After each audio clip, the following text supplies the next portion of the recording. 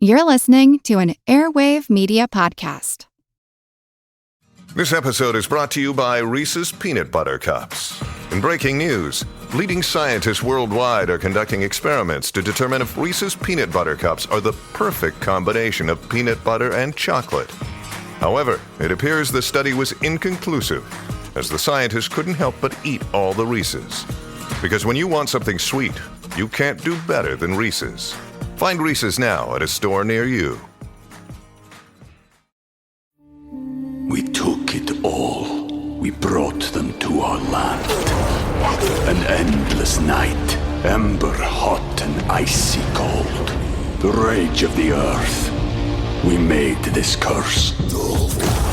Carved it in the blood on our backs. We did not see. We could not, but she did. And in the end, what will I become? Senua's Saga. Hellblade 2. Play it now with Game Pass. Recorded in Chicago, Illinois, with your hosts, Ken, Matt, Neal, and Jeff. This is Triviality.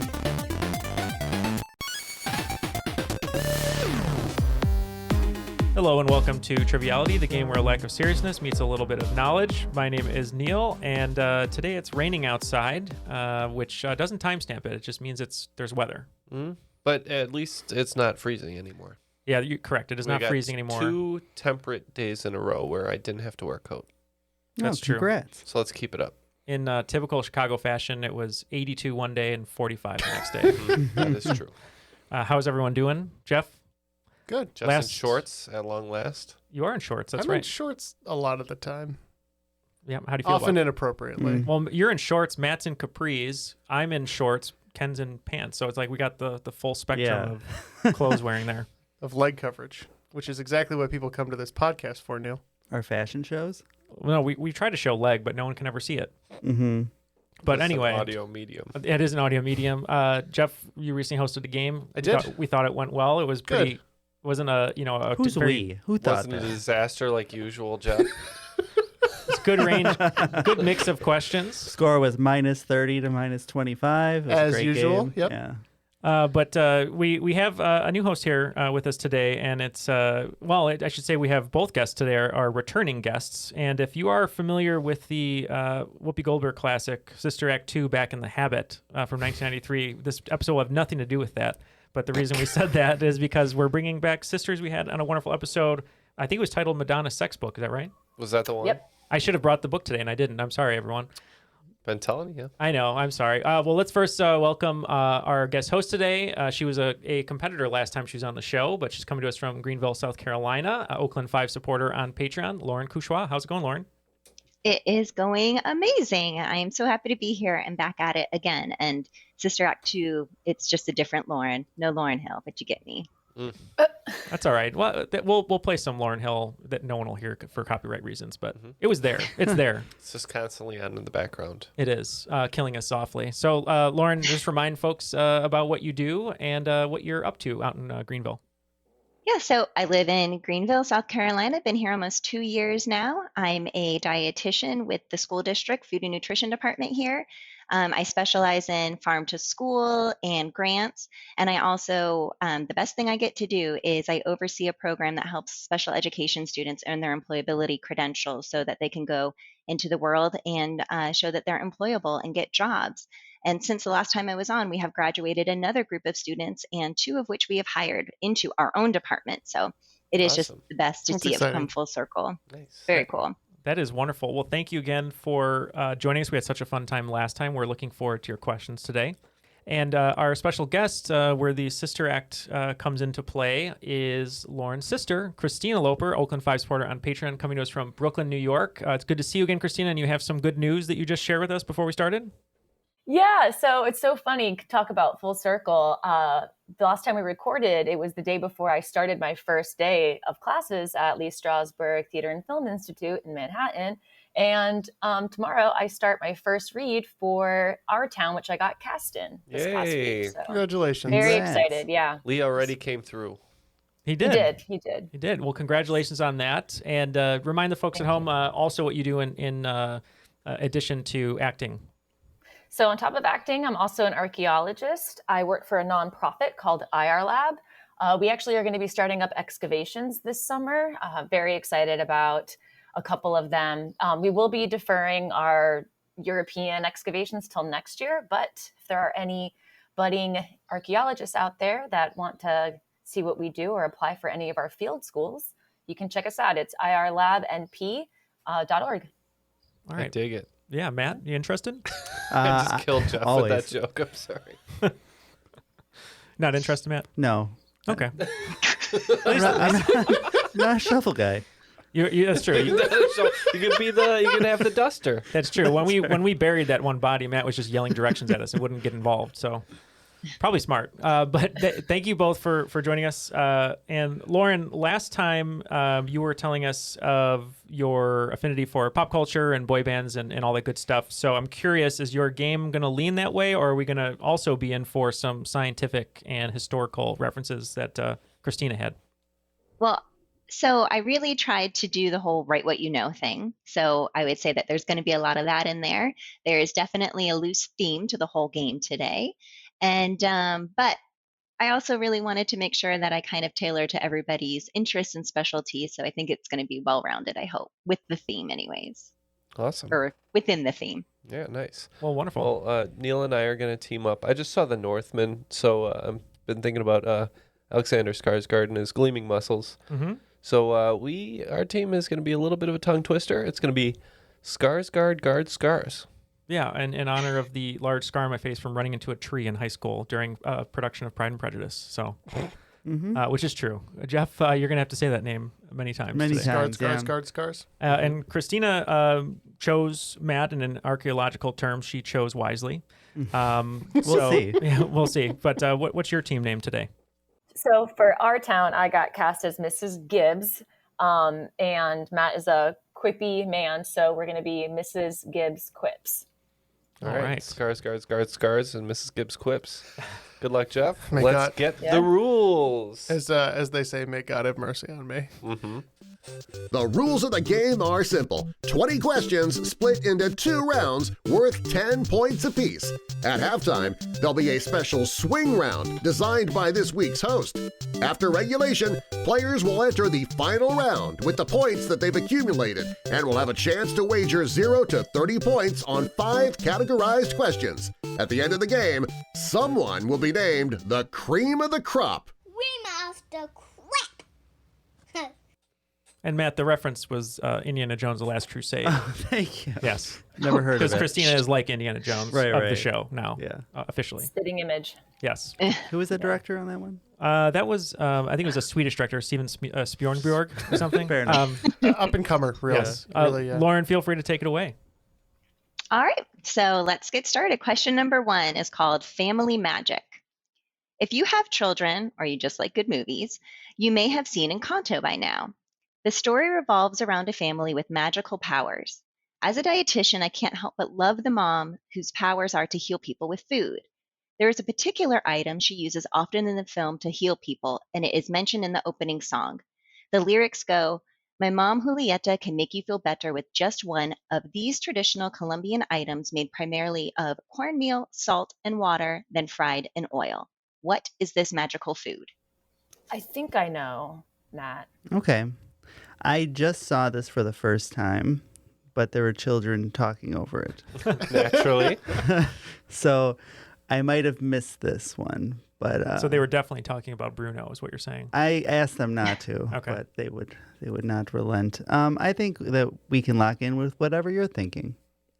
Do you know it off the top? I kind of remember. Do you? I haven't don't seen know. this movie. My niece watches it all the time, but I haven't seen it with her. So It's got to end with Etta, right? yes, not muffaletta, but No.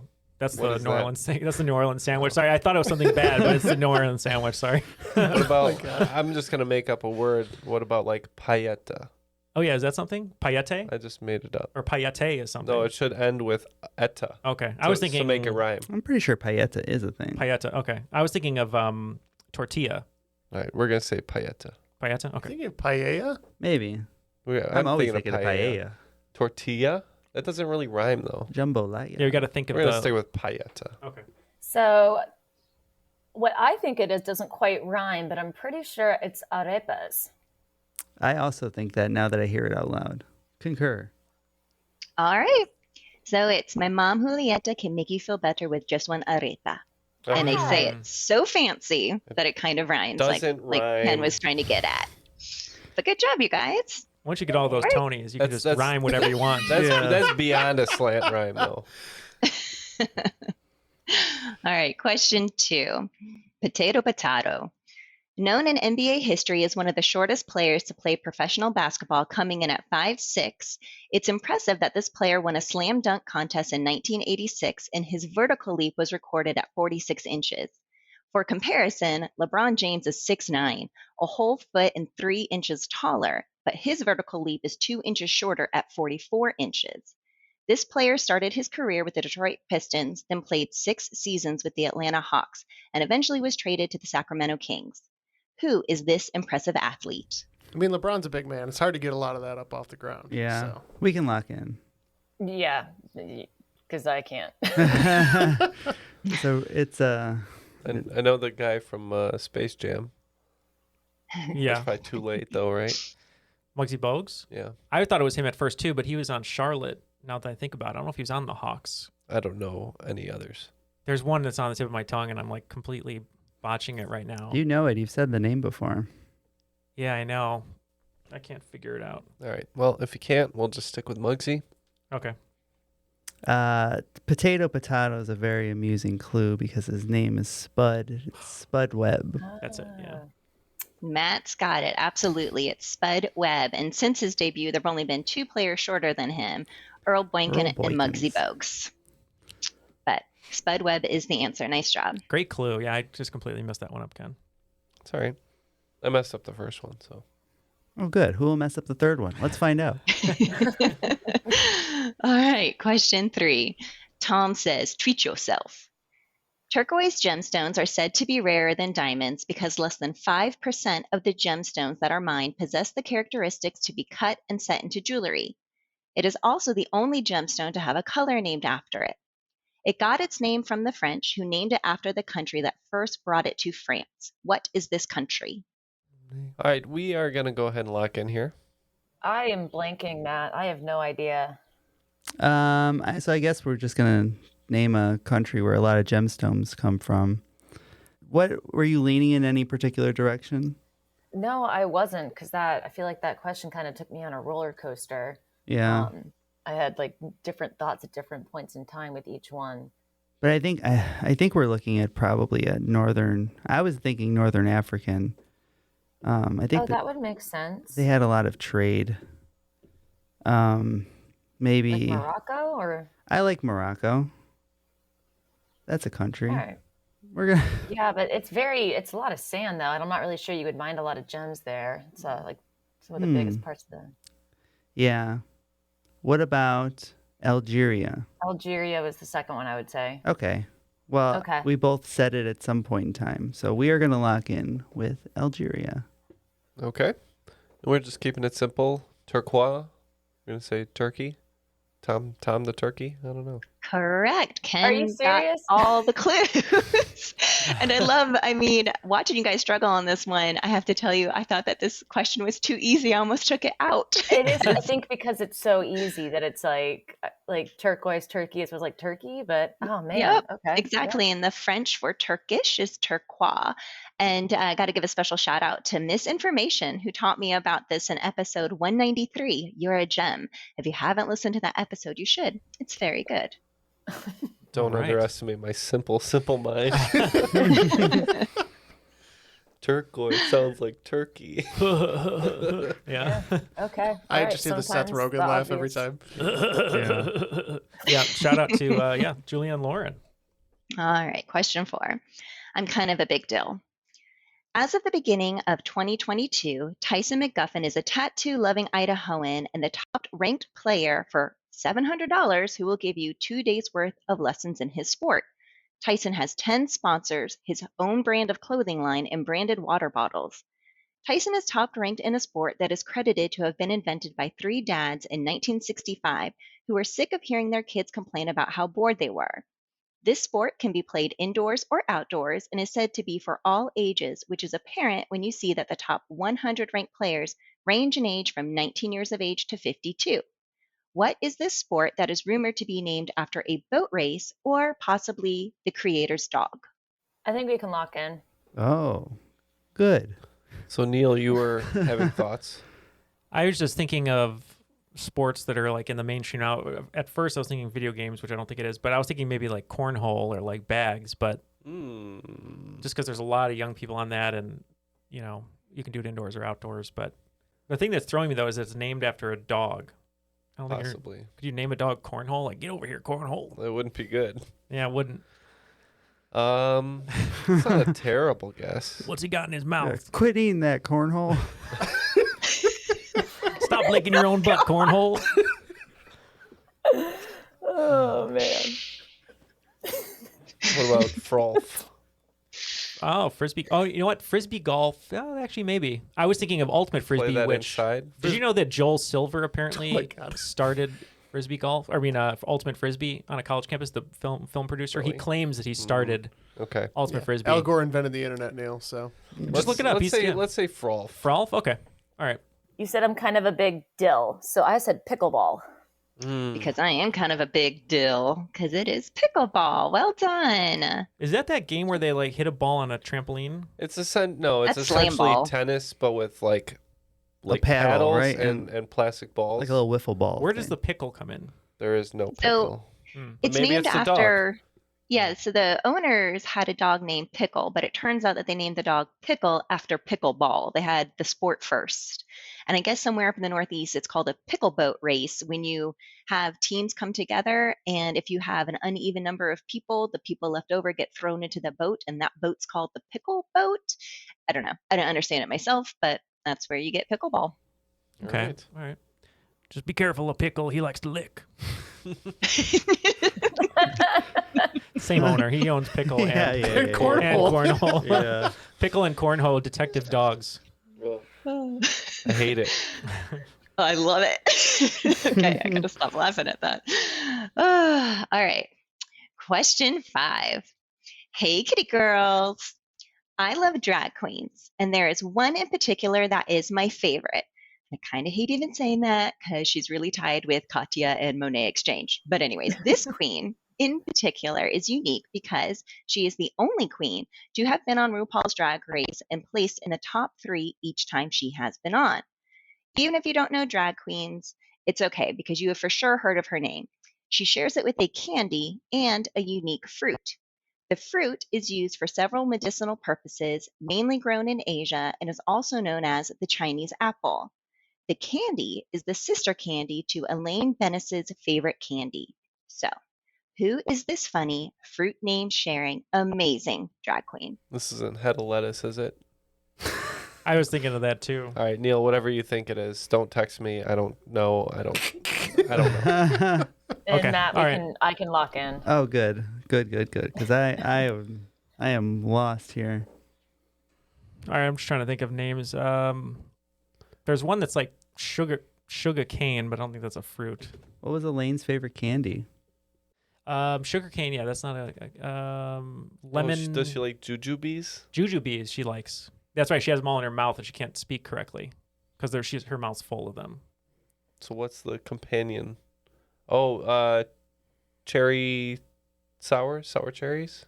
Oh, cherry sour. Cherry sour. Sure. Is that a queen? Is that? I'm not too sure. I know a few of them. I don't know all of them. We'll go with cherry sour. Cherry sour. Okay. It's jujube.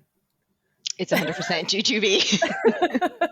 It's so I originally thought Elaine Bennis my clue was it's her favorite candy, and then I went back and rewatched, and her favorite candy is Juji Fruits, and jujubes are the little ones that are the sister candy to Juji Fruits. Mm-hmm. That's right. Jeff, what are the scores? Good luck with these names. The scores are actually pretty interesting. Every single question was answered correctly. Just not by us. Just not by both teams.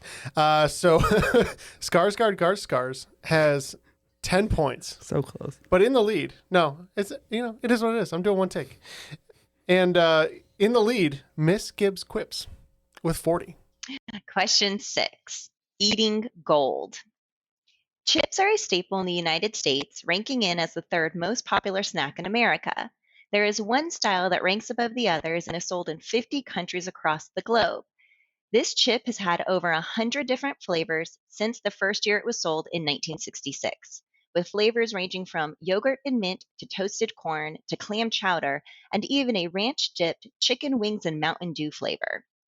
Marketing executive Arch West was inspired to name this chip for the Spanish word for gold and the suffix for little. What is this popular chip? All right, we're locked in. I know Lay's always has like a million different flavors, but Spanish word for gold is throwing me. I mean, I was thinking Doritos at first, but I don't know if there's that many flavors. I would not put it past them. I do know that there is like a buffalo ranch flavor wing one. And Ito is like little. So she said if it's... Uh-huh. Oh, that might be right. I would go with Dorito. Okay, we'll lock in with Dorito. Oro is gold. We said Dorito as well. We don't know where the D comes from, though. Yeah, exactly. Arch West just thought that Orito sounded good and felt like throwing a D in front of it. So Dorito is the right answer. Oh, nice. I always remember that because Oro y Plata is the state motto, of course, of Montana, right? Obviously. Gold and silver. As we all know, yes. That's how my mind works, or doesn't. Don't ruin her Oro de Plata question. Oro y Plata question later. I was going to say, I know that from Narcos more than anything. Plato plomo. Yes, exactly. Love it. All right, guys. Question 7. Surf's Up. The 2020 Summer Olympics, even though they were held in 2021, debuted surfing as an Olympic sport for the first time. There are plenty of amazing places to surf around the world. However, when learning how to surf, you need a place that will provide waves that won't kill you. According to surfline.com, which beach in the United States is ranked as one of the top 10 places to learn how to surf with the nickname of the East Coast Surf Capital? It is also the birthplace of surfing king Kelly Slater and is documented to have been established by freed enslaved people shortly after the Civil War. We'll go ahead and lock in here. We don't have a great guess, but there's a beach I've been to on the East Coast. So, would it be somewhere off of the Jersey Shore, possibly? I'm thinking if I can... is it Folly Beach? Where would that be? That's in Charleston. Okay. That sounds somewhat familiar. I don't know if we're going to get anything closer. Well, 'cause I'm thinking Kelly Slater or Myrtle? No. Myrtle Beach is a beach that I know about. A lot of people... I was just at Folly Beach last year, though, and a lot of people were surfing. Okay. Well, that sounds like evidence. I just think there's a lot of historical stuff that happens through Folly Beach, too. Well, then it sounds like we should lock in with Folly Beach. Okay, let's just do that. all right. I feel terrible if it's Myrtle. I just picked any old beach on the East Coast that I've been to, and I can confirm there's a Ron John's surf shop there. So we said Cocoa Beach. Ah. And this beach is Cocoa Beach. Wow. Well Nice. done, Ken. Yeah, Wow. Ron John's. I knew he was from Florida, but I'm glad that you said Cocoa Beach. So Yeah, I thought it was kind of... I didn't realize that Kelly Slater was from there, and I had no idea about it being settled by freed enslaved people either. I thought that was really cool. And we've been to Cocoa Beach, Christina and I, numerous times. So, all right, well done. All right, question 8. She's a full-on Monet, Gagsville. So I have to tell you guys that I knew, I was like, okay, I'm going to be a Patreon member when I heard, and I'm pretty sure it was Ken, talk about how much he hated Brad Pitt eating in movies because I hate it. I cannot stand it. It drives me crazy. And I think it drives me crazy because there's a line in Clueless where they're like, anything you can do to draw attention to your mouth is a good thing.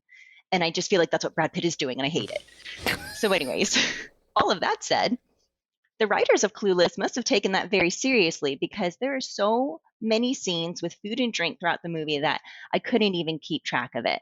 But there is one scene that involves food, but no one actually eats it. It's when Cher is getting ready for Christian to come over, and she says, whenever a boy comes over, you should have something baking. What is it Cher plops on a sheet pan and throws in the oven, but ultimately burns? You can make the call here, Neil. okay, If you know it. we can lock in. I'm pretty sure she just takes an entire thing of cookie dough. Yeah. And, like, doesn't chop that up. She just unrolls the cookie dough and just like one big roll and leaves it on there and it burns. That sounds familiar. Yeah, and I believe she's like in a robe, and yeah, she pulls off the wrapper and just like drops it on the pan of cookie dough, and just I agree. That's exactly what she does and what she's wearing, Neal. Very good. Just throws the whole thing in there and then burns it. Does that make it like a cookie cake? I guess. So you could, like a log. It is like a log. There's a video of what would happen if you did that, and it probably just spreads out. Doesn't. Right? Yeah, it just kind of becomes a big mess. When I was a kid, I always thought it was like salami or like ham.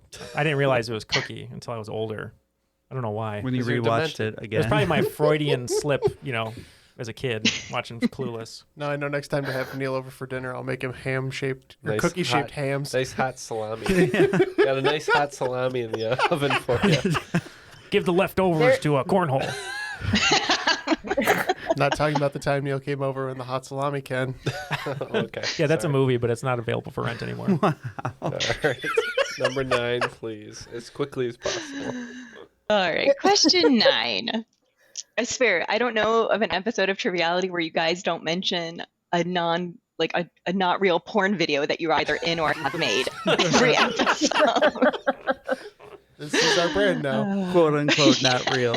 Quote unquote. Quote unquote. All right, question 9. Sunshine food. We all know we need to eat a variety of foods so that we can get a variety of vitamins and minerals. We also need to drink water and get sunlight, since like the meme says, we're basically just houseplants with complicated emotions.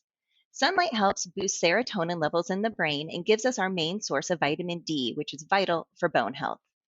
If you aren't getting enough sunlight or aren't into swallowing large pills for supplementation, there is one item that you can find in the produce section, even though it's not really produce, but it is our only naturally occurring source of digestible vitamin D.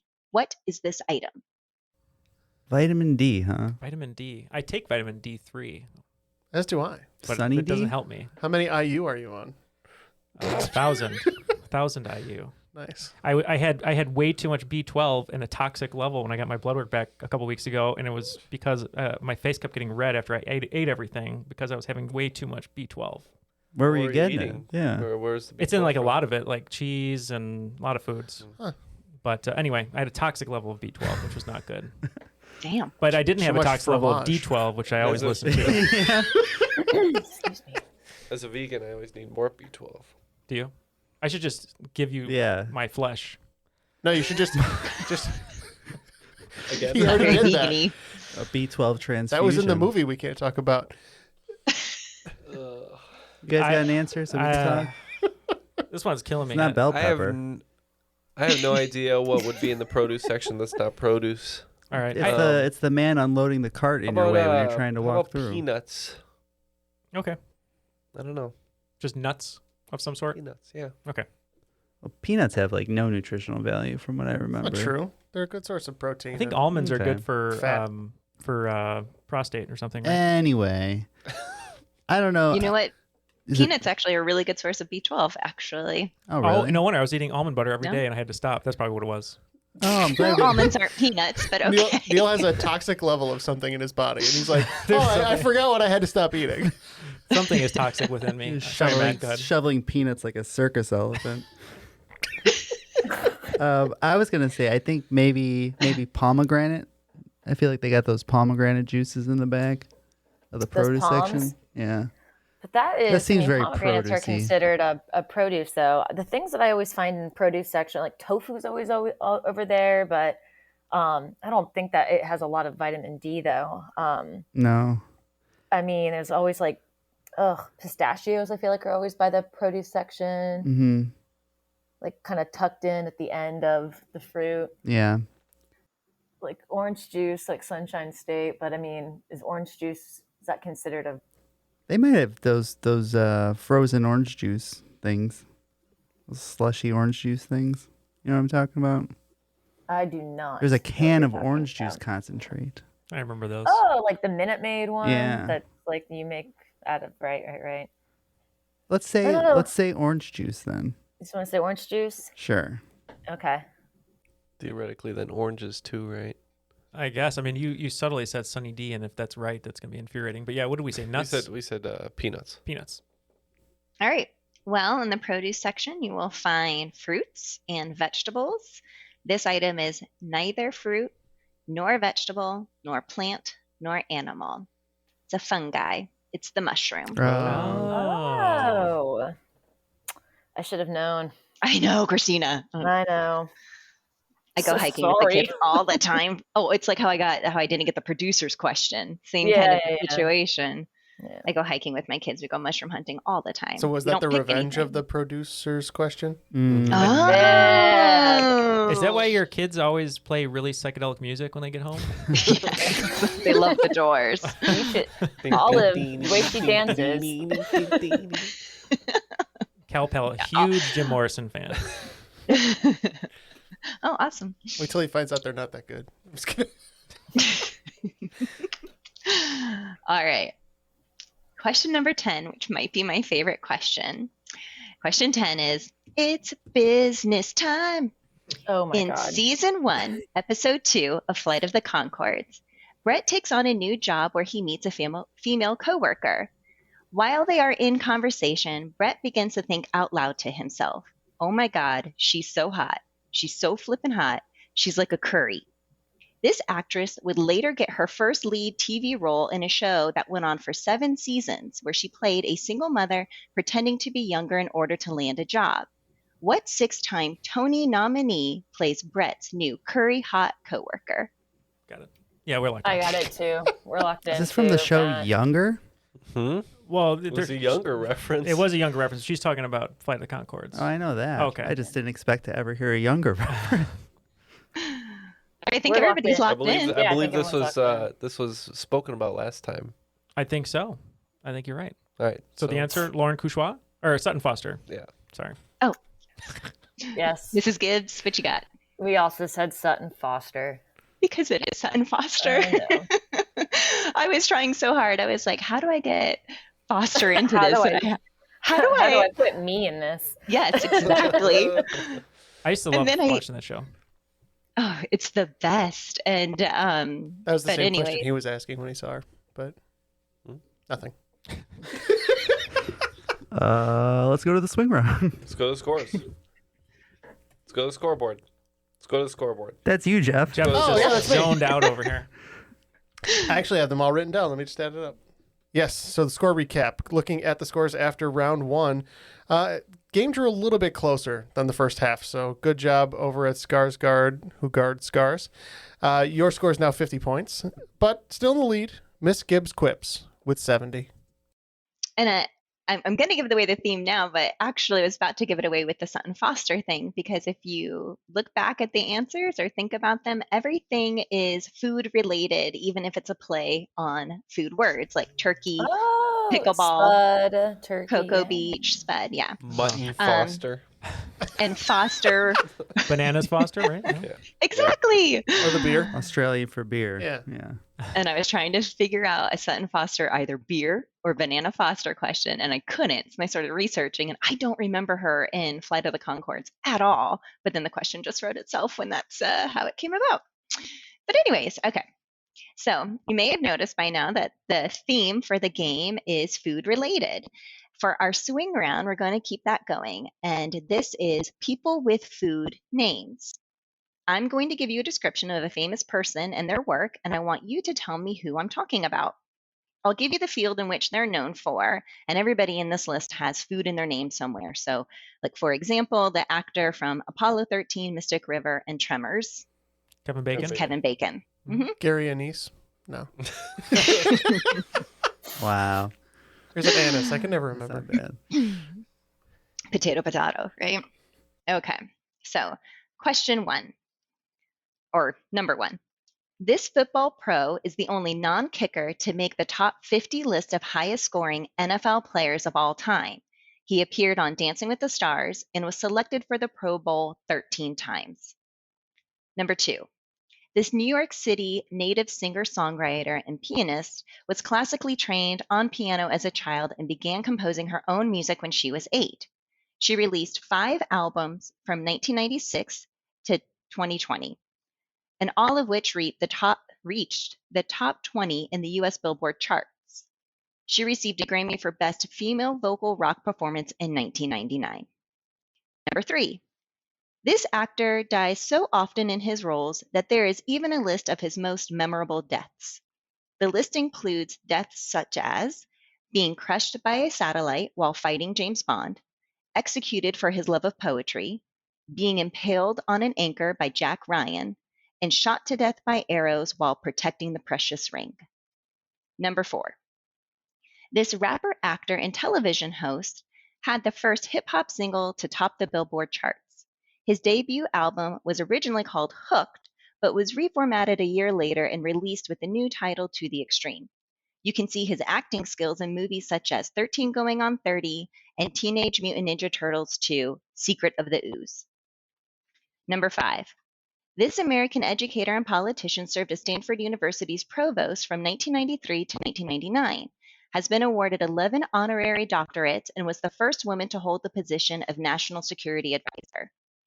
Number 6. This Canadian actor and comedian who was born on Halloween 1950 landed his first movie roles in 1979, one of them being in the classic American period war comedy 1941.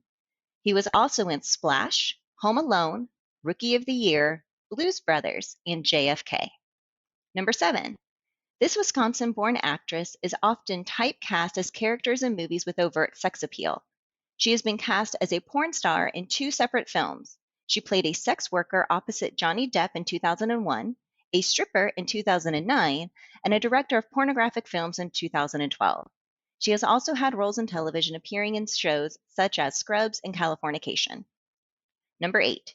This right fielder and author played in the MLB for 17 seasons. He is one of only 5 MLB players to hit 2 pinch hit grand slams in the same season, and he was on a winning World Series team 4 times. Once with the New York Mets, and then 3 times with the New York Yankees. Number 9. This actress has been nominated for 5 Lead Actress Tony Awards. She won 2 of them, and has also won 3 Emmy Awards for her work in 24, The Handmaid's Tale, and Succession. She was in a relationship with Sarah Paulson for 5 years, although the couple amicably split in 2009. She has been credited in 30 theatrical productions, 26 television shows, and 31 movies, the most recent one being The Eyes of Tammy Faye. Number 10. This English actor-singer is most notably known by those that suffer from coulrophobia. However, my admiration began with his 1975 role as an amazing doctor, and then again for his role in Home Alone 2. An honorable mention should be for his role in the movie Congo, where he steals the scene with his sesame cake eating skills. All right, those are the questions for the swing round, and we'll be right back. We took it all. We brought them to our land. An endless night, ember hot and icy cold. The rage of the earth. We made this curse. Carved it in the blood on our backs. We did not see. We could not, but she did. And in the end, What will I become? Senua's Saga. Hellblade 2. Play it now with Game Pass. All the answers are now in. Let's get the questions one more time and see how we did. All right, number 1. This football pro that is the only non-kicker to make the top 50 list of highest scoring NFL players. Who is he?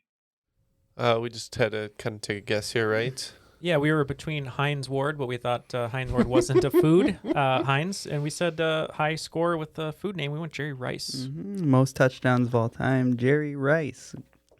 Correct, that's Jerry Rice.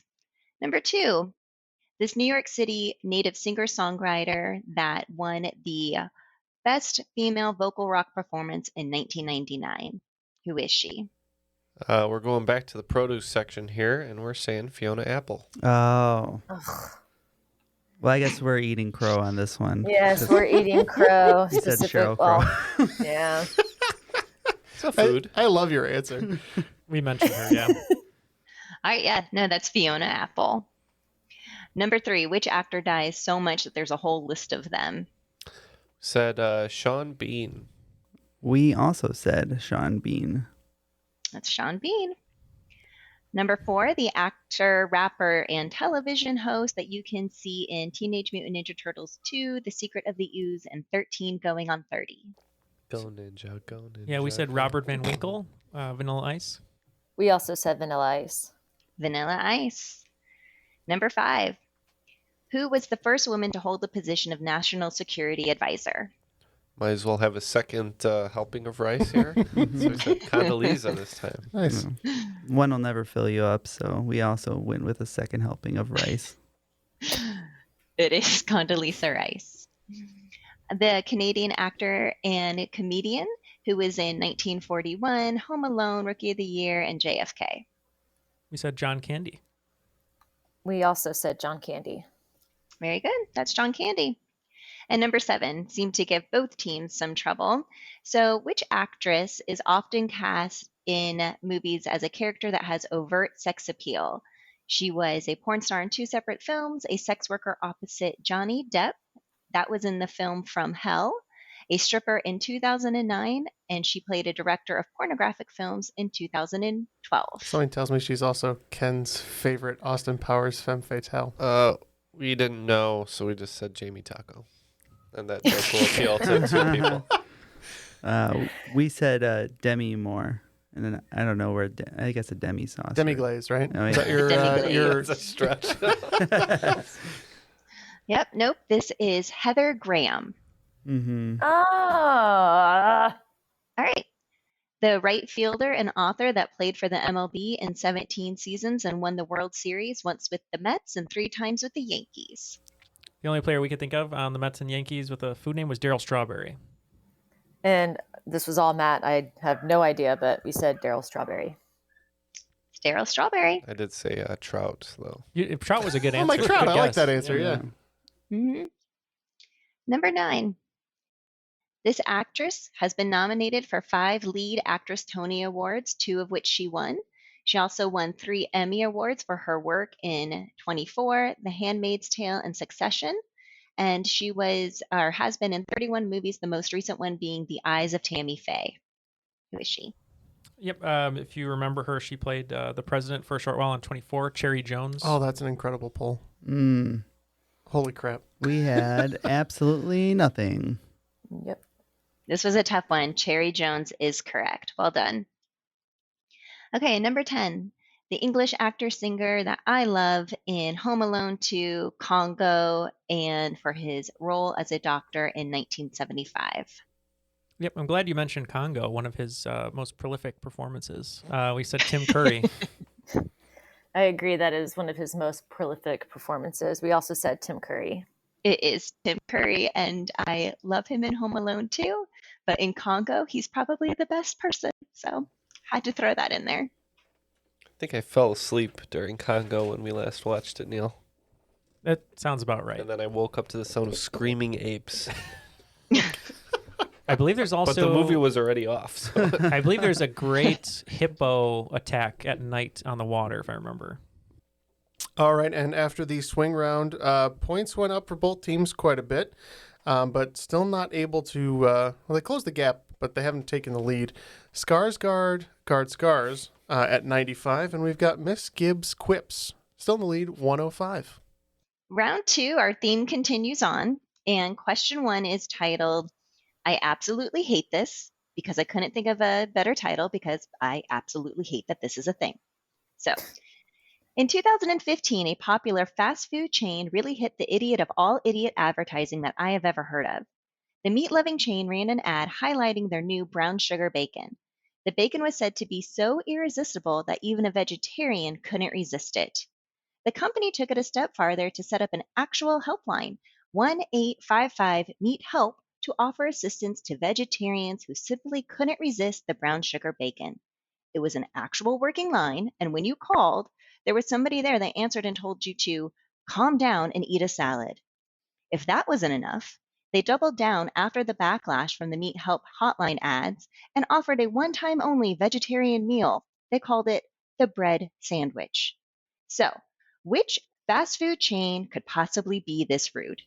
All right, I think we're going to go ahead and lock in, and I'm going to take this ad campaign, and I'm going to raise you a Dr. Pepper 10. Oh. It's not for women. For the men. Do you remember that? No, but that noise. No. There's slogan was Dr. Pepper 10. Not for it's women. not for women. That's some bull. Like the Wow. only I swear don't to drink God. soda Yeah. often. This is like 10 years ago. Yeah, I would maybe. say within the last decade. I remember that. Never again. Anyways, we're locked in. I have no idea, Matt. I don't know if you do. No, I was thinking, so Arby's we have the meats, so they're a big meat company. The only advertising, like when I think of like terrible advertising for a fast food chain, I usually think Hardee's. Is it Hardee's? Yeah, them and Carl's Jr. Carl's Jr., but they're owned by the same company. So I don't know. I would say Hardee's. Hardee's is a good. I think that was around the time they had Kate Upton eating the burger on the hood of the car very seductively. Oh, in like slow motion or whatever. Yeah. No. She also did one, but the one he's talking about, it was like the first one. Yeah. So I'm good with that. So we can lock in with Hardee's. I wrote down Hardee's, but Ken, you mentioned one I thought that was even more about the meats. Yeah, we said Arby's. Yeah, it's Arby's. Mm-hmm. I cannot believe that they actually did this, but it's Arby's. And here's a great article on the Dr. Pepper slogan. Just the headline of this article: Dr. Pepper's not for women ad campaign. Sexist? Is there a question? It should just be declaratory. It is. It's sexist. It's a period, not a question mark. I hate that I know that now. All right. Question 2. These pretzels are making me thirsty. Food and sports often go hand in hand. One of the craziest foods you've been able to get since 2018 at a football arena is the Dungeness crab pretzel. This is knuckle and claw meat mixed with garlic aioli, Dijon mustard, and chives, all on a pretzel baguette. The review of this item said, "I can see why fans would cheer for this dish, but I'm still trying to figure out why they're cheering for their team." The team must have taken this review to heart since they went on to have a 13-3 record the following year after the sandwich was debuted. At which 5-time Super Bowl champ team stadium can you find this unique dish? I think we can lock in. Okay. Okay, I'll trust you.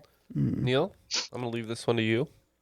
Right, so off the top of my head, you want to go Patriots, but we know Tom Brady won 6 with them, so it's not them. We all know that. But we know it's Everyone East here Coast. knows. Yeah, I was just everyone thinking knows of that. I was Yeah. thinking of the food too, being Yeah, East where you Coast. could get the good fresh crab.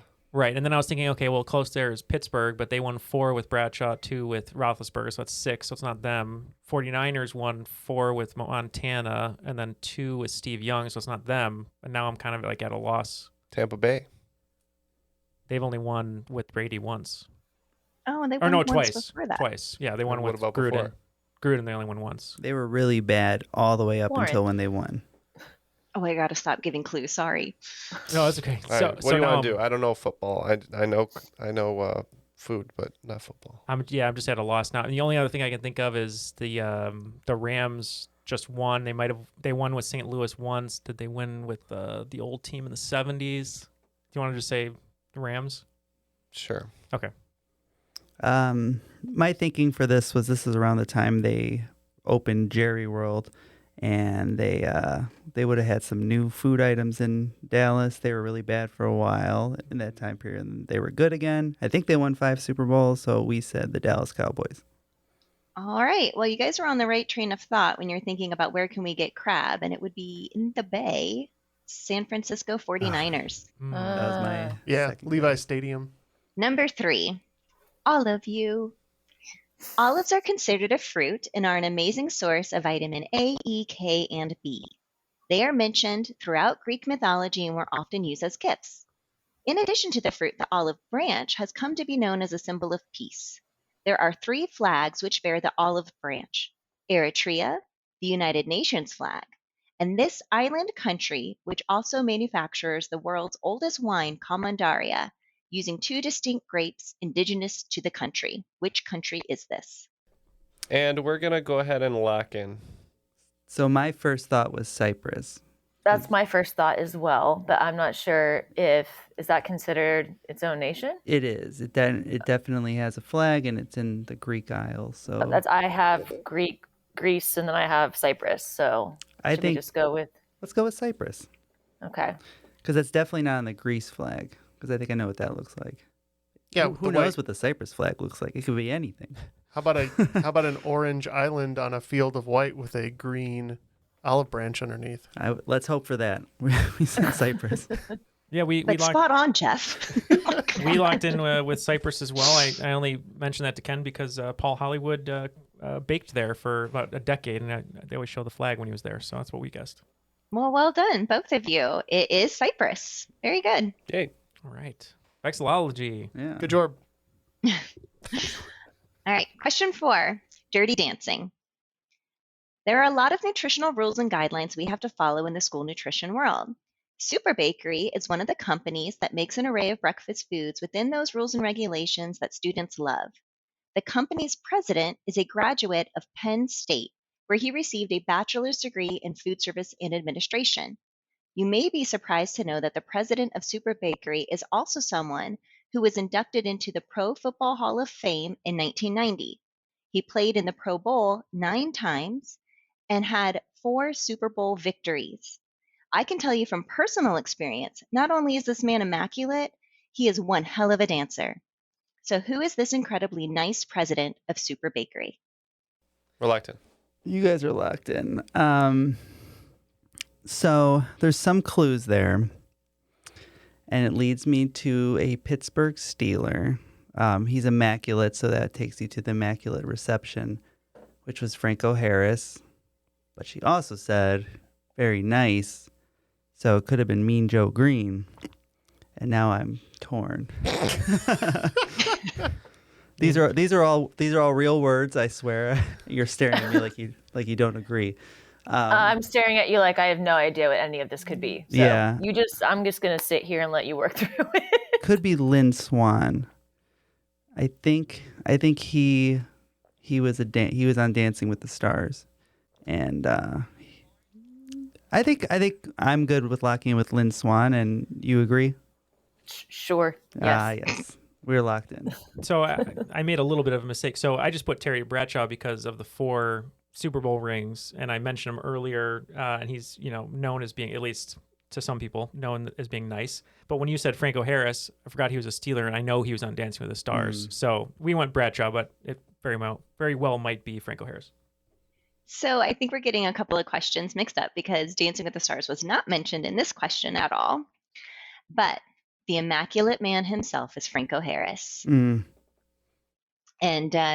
he goes to all these food conferences that I go to, and we have danced several times together. And in person, he is ridiculously nice. He is such a nice guy. There you go. That's awesome. Yep. So shout out to Mr. Harris there. So his good dancing ability not related to Dancing with the Stars people.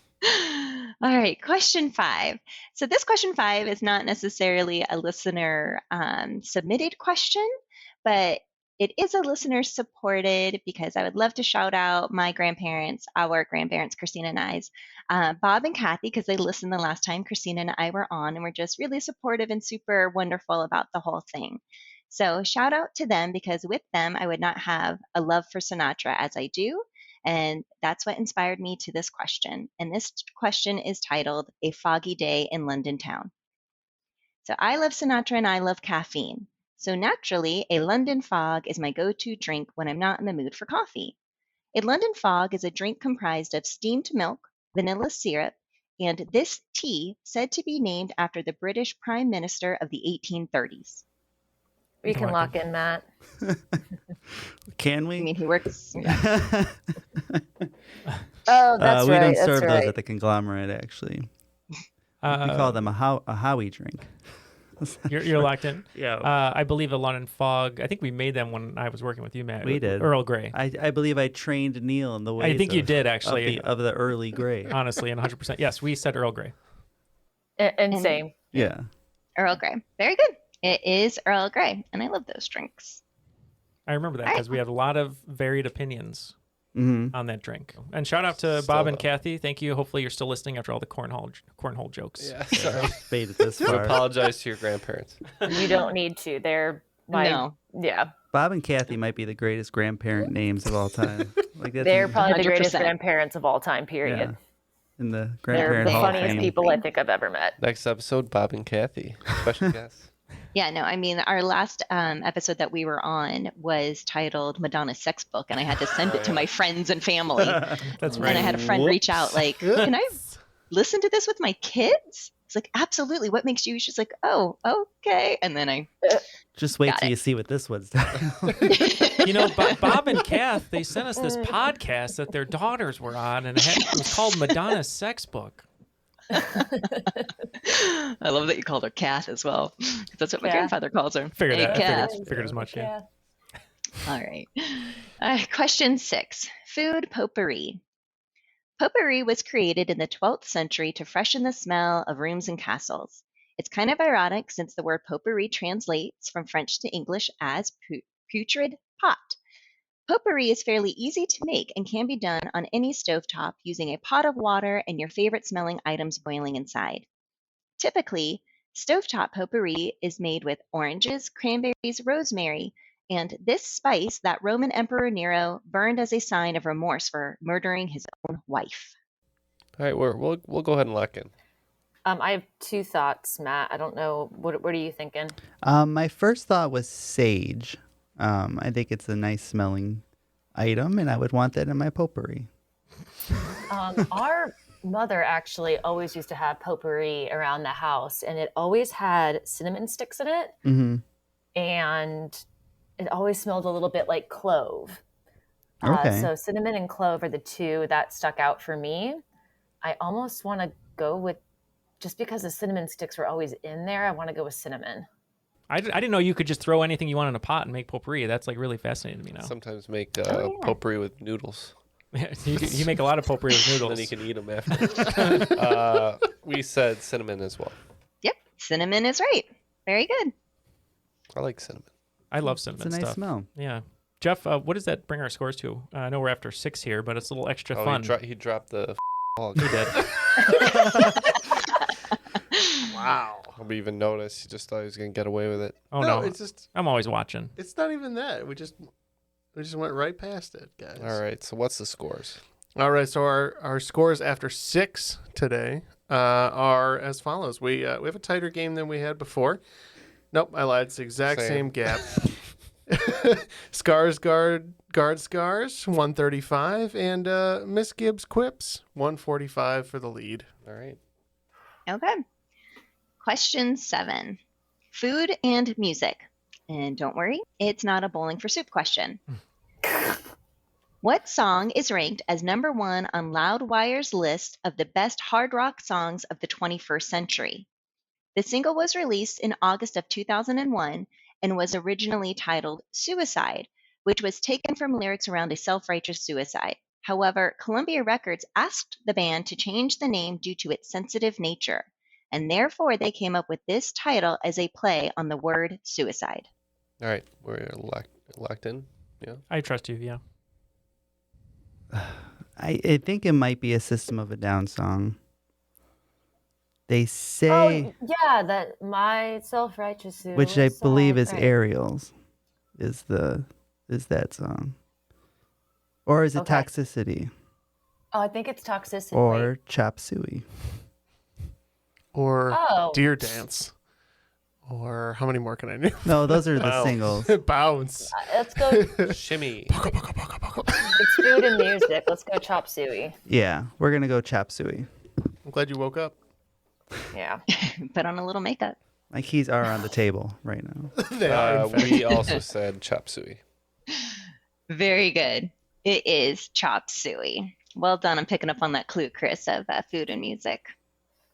Oh yeah, There we are. didn't even get it. Right, the food. Yes. Okay, question 8.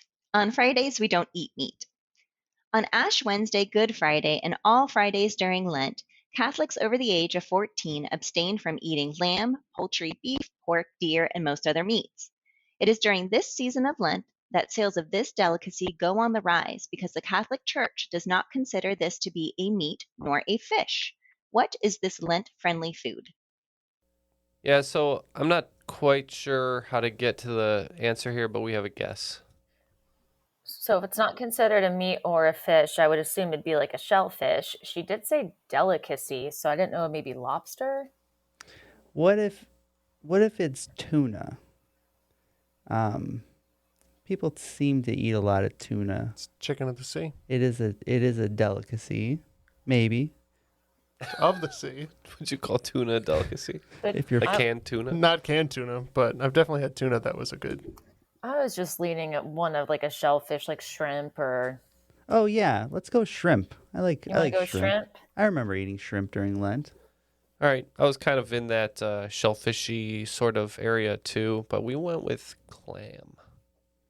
Well, no points on this one. The delicacy that goes on the rise during Lent is snails. Escargot. Question 9. School lunch president. We didn't always have school meals, and there was a lot of food insecurity for families and children prior to the National School Lunch Act. The National School Lunch Act was created when a number of soldiers in World War II were considered not fit for duty due to malnourishment. Which president signed and authorized the National School Lunch Act as quoted, a measure of national security? He signed this on June 4th, 1946. All right, we're locked in. Is it FDR? That sounds right. He was president during or right after World War II, right? Gosh, I should know this better. Oh yeah, me too. But you know what? I don't. That's a problem. 1940s. I want to go. I don't know. My gut says FDR. Okay. But if you have a different feeling, for sure. I do not. So Okay. I think FDR is a great answer. FDR died in office just about at the end of World War II, a little bit before it ended, and then Truman took over. So I was going to say Truman. Yep. Well done, Ken. This is Truman. FDR died in 1945. So. Harry, the close. S stands for S. Truman. Mm-hmm. For school lunches. That's right. Harry School Lunch Truman. That's right. That's what they all called him. All right, final question, round 2. Question 10. Stolen goods. Food is stolen for a number of reasons, but there is one item in particular that is stolen worldwide more than any other. From intricate heists to simply walking out the front door of a store, it is reported that roughly 508 million pounds are stolen annually. Across the world, you can find over 1,800 different varieties, and it is usually fairly expensive, hence the amount that is stolen.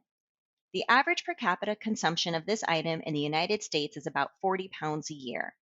While that might seem like a lot, the average Czech citizen eats about 140 pounds a year. What product is the most stolen food in the world? All right, we're going to go ahead and lock in with a guess here, but we're not quite sure. My original thought was gum or so I don't, but now I don't know. Eat that? Well, people steal it. I'm thinking of things that people steal. It's just not that heavy, though, either Yeah, for poundage. 140 pounds. I'm trying to think. I've been to Czech Republic, I've been to what do they Czechia, and eat? I'm trying to think of what everybody was just carrying around with them. What if it's beer in hand? 24/7? Yeah, beer, yes. What if it's potatoes? I was going to say potatoes. When I think of being in the Czech Republic, it's all beer And dumplings, potatoes. and dumplings and potatoes and cheese. And I'm good with potatoes. Okay, we're gonna lock in with potatoes. Yeah, my afterthought answer was potato, but we locked in with chocolate. I think I eat 40 pounds of cheese a year. Yeah, both are good guesses, but it is cheese. It's cheese, Neal. I was right. I can't believe it. You were right. Because I was imagining an Ocean's 11 type heist where they get a giant Fromage. Brick of fromage in their duffel bags. All right, and the scores have all tied up. 165 for each team. I know Ken, I'm contractually obligated to say those names, so that would be 165 for Guard Scars, and 165 for Miss Gibbs Quips. Thank you. And what are our final round categories? All right, your categories are number 1, food in movies. Number 2, food science. Number 3, food in sports. Number 4, food in Japan. Number 5, sounds like food in history. All right, and the wagers are now locked in. Quick word about Patreon really quick before we move on to the questions. Give us money. And back to the Get game. some prizes. And back to the game. They're not prizes, they're rewards. Get some rewards. We're not allowed to call them not prizes. Not prizes. Patreon, if you're listening, not prizes. Rewards. Yes, join Christina and Lauren over at Patreon if you'd like to get a bunch of bonus audio content. Some of it's good, some of it's okay, some of it's sexy. So yeah, and as Jeff mentioned on a previous episode, we've had over 30, 40 hours or so of content. more than 40 patron exclusive episodes to accompany our more than 350 regular bonus and regular games. So nice. Yeah, so join them and everyone else who's helping support the show over at patreon.com/Triviality Podcast. Stats. All right, let's get the questions. All right. Number 1, in food and movies. Food often plays a role in movies and can leave us wanting to eat what we are watching on screen. Some examples for me are the melting ice cream that Dr. Sattler is eating in Jurassic Park, the imaginary feast in Hook, the frozen hot chocolate in Serendipity, and that damn chocolate cake in Matilda. There is one sandwich in particular that not only caught my attention, but the attention of so many others it has gained the nickname the world's greatest sandwich. It's a cross between a BLT, a grilled cheese, and a breakfast sandwich. It was created by chef Thomas Keller for which 2004 romantic comedy? Number 2, food science. Advances in food science have led to plenty of plant-based meat substitutes, and now scientists are taking it a step further. Scientists have found a way to take a biopsy of an animal and then grow cells from that sample on a growth media made of sugars, amino acids, vitamins, and minerals. Growing meat this way does not require any land, water, nor antibiotics to raise the meat. With the positive implications this could have for the growing population of our planet, it's no wonder that Bill Gates, Richard Branson, and major meat manufacturers such as Tyson and Cargill have all invested heavily in this science. What is the name that has been given to this meat? I will take the name given by the public or the name that they are trying to market it as. Number 3, food and sports. The MLE is the Major League Eating Organization that oversees all professional eating contests. The MLE sanctions over 70 contests a year, with its most notable one being the Nathan's Hot Dog Eating Contest. Stars such as Joey Chestnut, Miki Sudo, and Takuro Kobayashi have all savored their title as winner of the contest, and with it, they have claimed the coveted Bejeweled belt.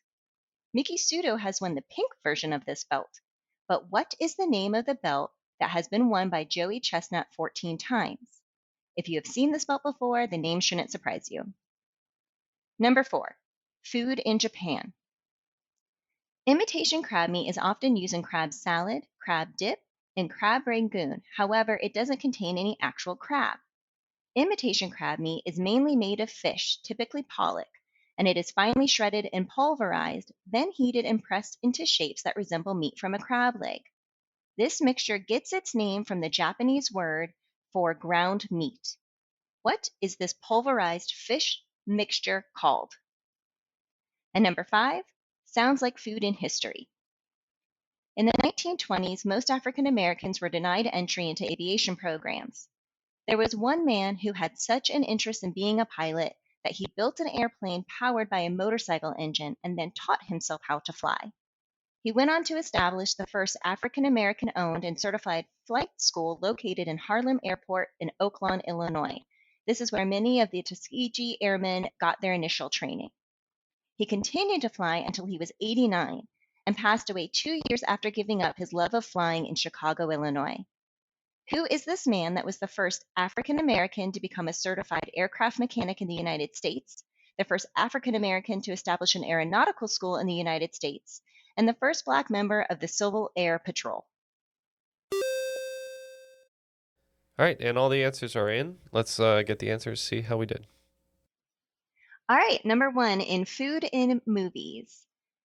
Which sandwich, known as the world's greatest sandwich, being a cross between a BLT, a grilled cheese, and a breakfast sandwich that was created by Chef Thomas Keller, for which 2004 romantic comedy?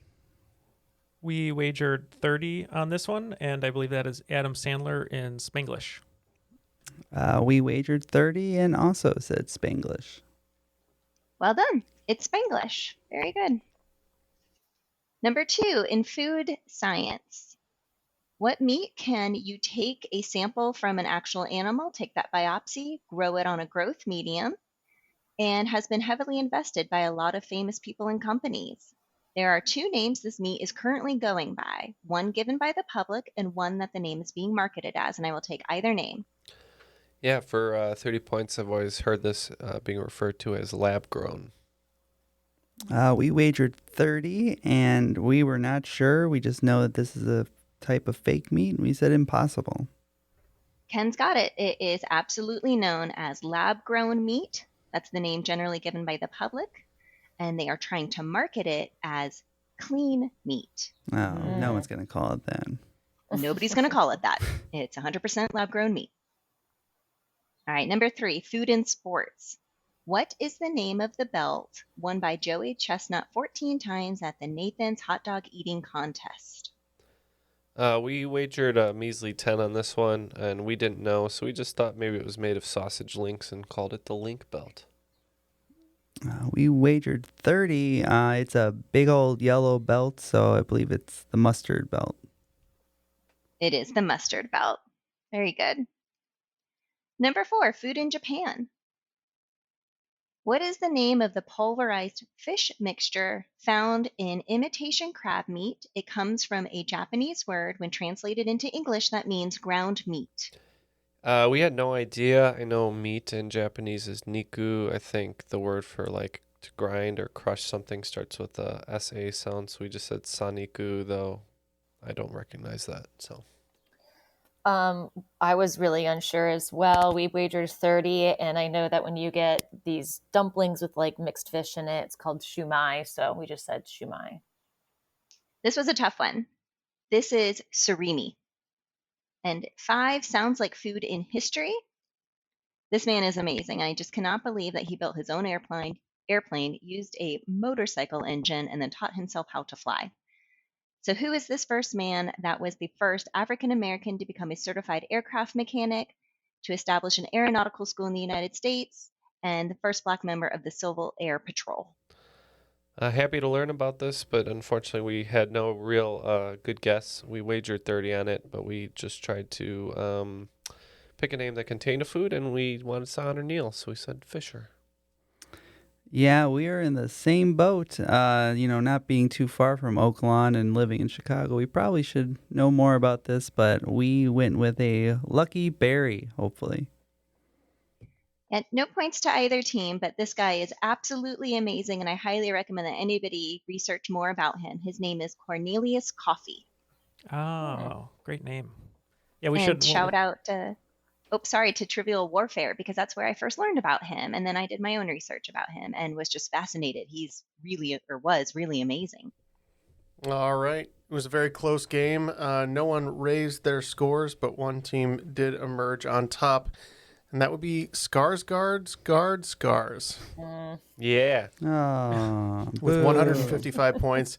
Narrowly behind them, losing an additional 20, was Miss Gibbs Quips. It was a valiant effort. What's the catchphrase? Wah, wah. What catchphrase? The thing that we do every episode. Oh, I don't know. Somebody was has named. to be something. Holy So we're today's cream of the crop, apparently. Yeah. We'll say it to ourselves. We must quit. Great game, Matt and Christina. You guys were wonderful competitors because we were behind you the entire time, but came down to the final. Ken, we finally were triumphant. Yeah. After wagering. And you were, in fact, the cream of the crop. Yeah. Thank you, Jeff. Too late, Jeff. We don't want to hear it now. Get out of here. Get out of here. Christina, is going along with your team name, Mrs. Gibbs Quips. Do you want to let people know maybe if they want to come check you out, like where they can find this show and anything else you'd like to say? The stage is yours. Sure. If you're in New York City, we'll be playing 3 shows, I believe, for our town. The director is going to be doing a really interesting twist and a modern twist on it. It should be really great. That would be June 2nd, 3rd, and 4th. It's at Lee Strasberg Theater and Film Institute. in Manhattan. So I think we might be streaming it virtually as well. So if you just want to watch it live, you can do that too. I'm not entirely sure about that, so I might be jumping the gun on that, but Awesome. just in case. And then I'll plug my the organization that I work for, IR Lab. I plugged them last time. I really believe in what we do. We're really dedicated to a lot of different things in the archaeological field. You can go ahead and give us check us out at irlabnp.org if you just want to see what we do. We also do accept donations. Everything goes directly back to all of the sites that we do and the staffing, and all towards the research and the project. And it is all tax deductible as well. So check us out. Thank you. Awesome. And Lauren, thank you so much for putting together a game this week. We appreciate it. And also for all the great work you do with food. It was nice to see the game themed around food and the importance of everyone having access to food and healthy food at that. So any final statements, shout outs, anything from you?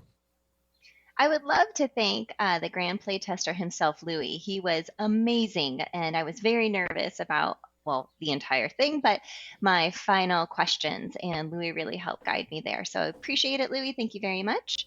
And shout out to my amazing family as always, Kyle, Olive, and Cal. I love you guys all the days. Cute. Well, thank you so much to both of you. Our two-time appearing Sister Act. This was Sister Act 2. What do we call it? The reversal? Yeah. Something like that. If you guys get another sister, let us know. We'll get you back on. Yeah, we need. Okay. Next time we need Bob and Kath to host a game. To host a game for you to play. Yeah. But thank you so much for your support, and to everyone else who supports us over on Patreon or just listens every week. We appreciate it. For Matt, Ken, Jeff, Lauren, make Jeff say it. Christina, make Jeff say it, and Neal. My name is Neal. Triviality. Thank you, everyone.